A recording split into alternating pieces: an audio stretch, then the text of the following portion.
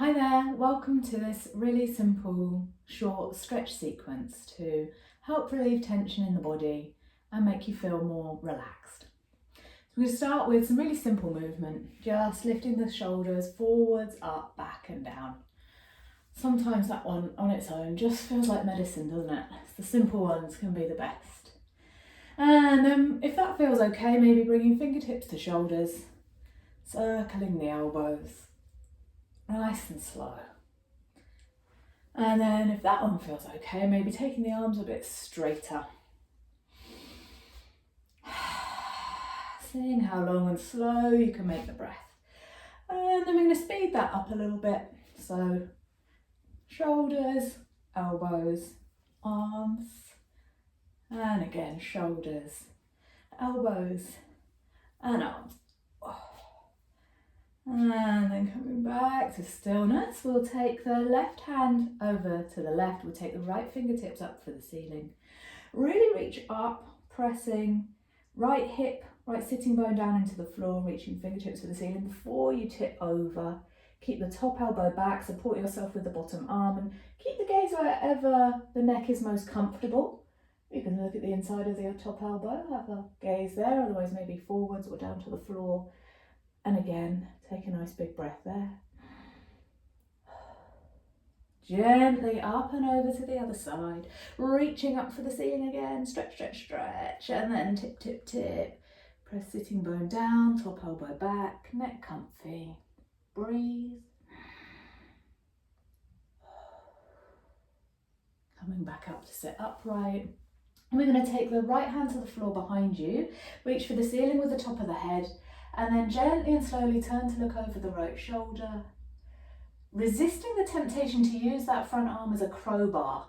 I have to fight that temptation myself. See if you can use the strength and the mobility of the torso to generate the twist rather than forcing it with the arms. Again, a breath there. Float back to centre, around to the other side. Lengthen the spine first before you really reach into the twist. Not forcing, just gently twisting, and breathe. Floating back to centre, we're going to come all the way around and come over onto all fours. So palms to the floor, shins and tops of the feet to the floor. Imagine you've got a tail and you're going to tuck that tail in between your legs. You're going to round your back and take your gaze towards your belly button. Cat-cow pose. So as you breathe in, lift that tail high in the air. Open the front of the body and take the gaze to the horizon. As you breathe out, beginning the exhale, tuck tail, round back. Beginning the inhale, looking to the horizon. One more time.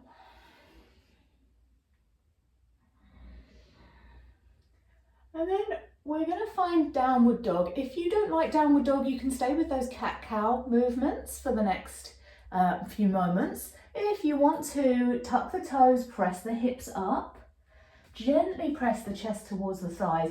And this can be a very deep stretch for the backs of the legs. So taking it very gently to begin with. Just lengthening the back of one leg and then the other. Pressing the floor away with the palms. And probably the most common problem I see with down dog is having the right length, the right distance between your hands and feet. So if you were to be viewed from the side, you want to almost be like a right angle. So your feet aren't too far away, you're not too flat and they're not too close. So have a little play with that distance between hands and feet and then just gently easing yourself into the posture, stretching out the backs of the legs, lifting the sitting bones. And then floating the knees back down again. If you were loving downward dog and want to pause the video and take a few more breaths there, then definitely do that. But from here, we're going to step the right foot forward in between the hands. We're going to find a low lunge. So adjusting the distance between that heel and the back knee so that you find a mild stretch through the hips. The front shin is perpendicular to the floor, so the knee is immediately above the ankle. Have a little rock from side to side.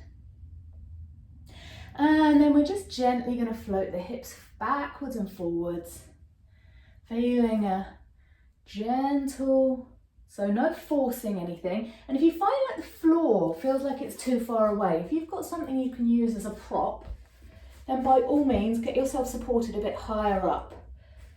So you might use a yoga block or something similar. So the knee and the heel are staying where they are. We're just gently pressing that hip back, stretching into the back of the leg and then stretching the other hip into extension. One more time. And then stepping that foot back. We'll take downward dog in between, tuck the toes, press the hips up just towards thighs. Float the knees down and step the left foot forward in between the hands. We'll do the same on this side. So taking a moment to get yourself set up in a low lunge, maybe using a prop if that feels right for you, or maybe not, getting that mild stretch, so distance between knee and front heel and that shin perpendicular to the floor, so the knee is immediately above the ankle. Get settled, maybe a little rock left to right so that you can get established in the pose. And then gently shifting the weight back and forward.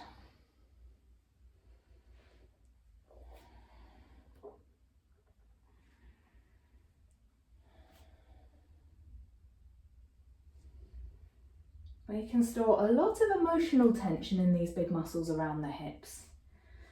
So having maybe a little pause and just a few breaths here while we're doing these to release, let go of anything that you might have been carrying around you want to let go of. Breathing in and breathing out. One more time, nice and slow.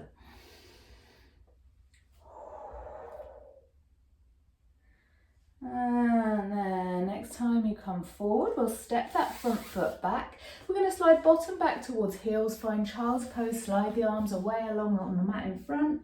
Maybe forehead reaches the floor, maybe it doesn't. Taking a few breaths there. Expanding the ribs at the back. Exhale, softens the whole body.